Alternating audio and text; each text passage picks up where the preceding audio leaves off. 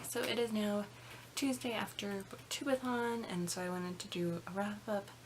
I did vlog twice, I think the last half of BookTubeAthon, so I might attach those to the end of this video. So the first book that I finished with BookTubeAthon was The Odyssey by Homer. This is of course the classic Greek mythology-ish thing of Odysseus returning home from the Trojan War and the different adventures that he went on, and I was kind of surprised by how much of this book also involves his son, who they call him young, but at the same time the Trojan War lasted 10 years. It took 10 years for Odysseus to get back home, so he's probably 20 at least.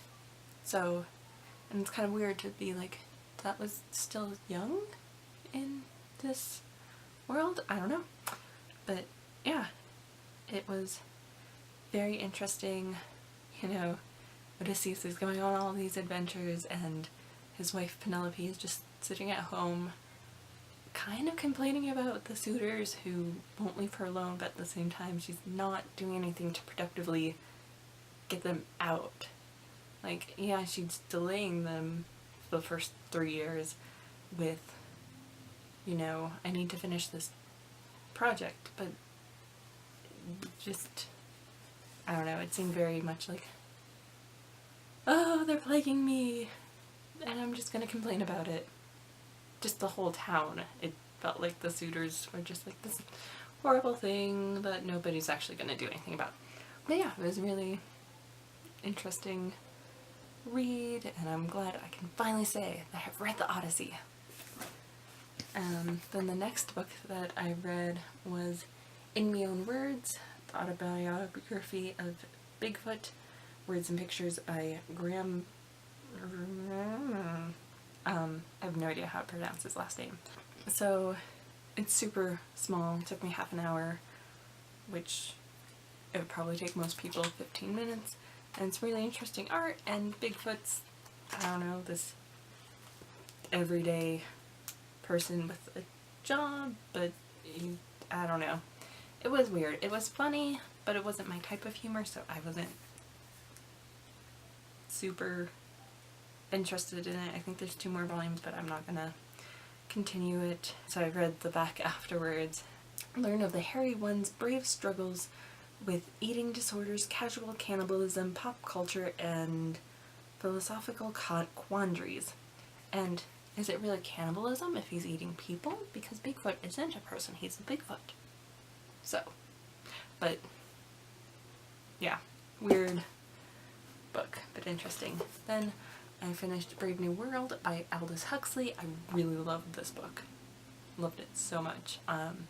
So it is a kind of classic dystopian. It was written in 1932, I think was when it was originally written, and it's kind of surprising how much, so there obviously isn't any like sex scenes in here, but there's a lot of mention of sex, and it was kind of like, oh my goodness, this book would have been so scandalous when it was first written, and it's still pretty scandalous. There's a lot in this book that's like, oh wow, it's crazy. But it's a society that is futuristic and everybody comes from a bottle. There's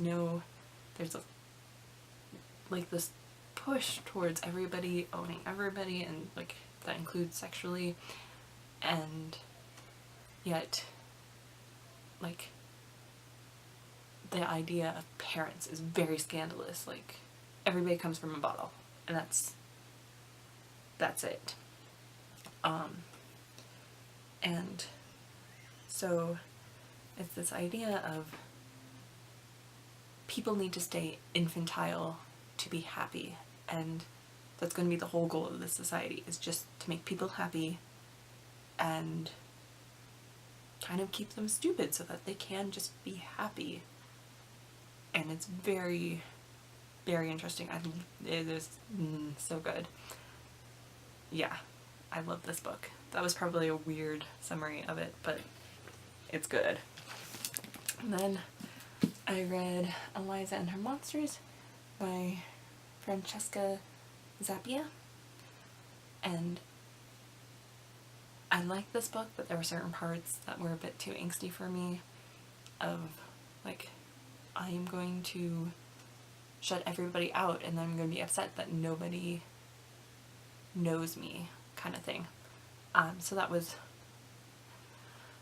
a bit annoying, but it is about this Eliza, who is the creator of this webcomic called Monstrous Sea, and then she has millions of people reading this and fans, and she is completely anonymous. She doesn't want anybody to know that she does this kind of thing, just because, you know, privacy and wanting privacy. So her parents, her brother know, her brothers, and like 2 other people that are just online friends. And the parents don't really understand, you know, how big of a thing this is. And then she just shuts herself out from everything, basically. Like, she just has a life online and that is it. She doesn't care about anything else, it seems like. And then new guy comes to school and he's a fan and of Monstrous Sea, and ends up that he's like one of the top people on forums kind of thing. And so keeping her secret from him, and him kind of introducing her to more people, but they're still very shut out from the world, and it's a very interesting relationship, interesting look at different aspects of like the online community and high school. And then the last book that I finished was Kiss of Deception, though I do own the physical book.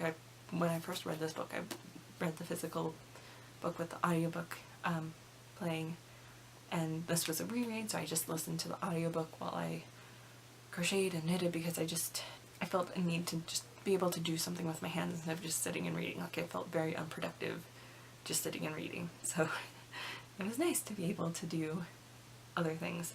Yeah, and that's kind of my job right now, while I'm also looking for a more permanent job, is I own a shop on Etsy, and so I'm trying to create things for that.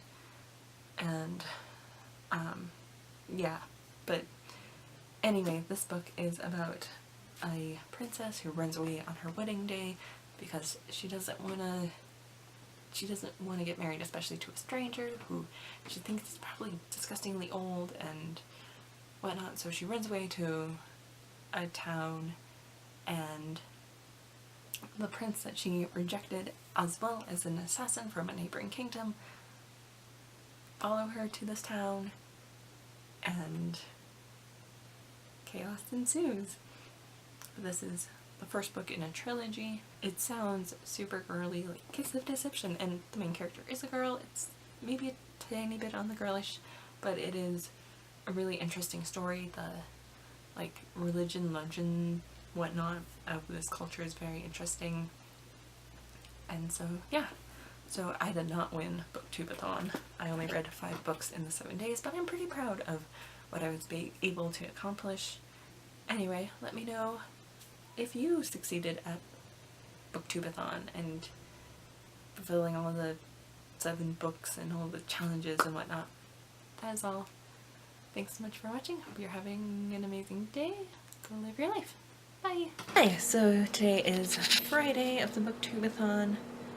So I wanted to do an update. I did not do any vlogging or updating or whatnot yesterday, but it is 3 something, I think, in the afternoon, and I just finished Eliza and Her Monsters by Francesca Zappia.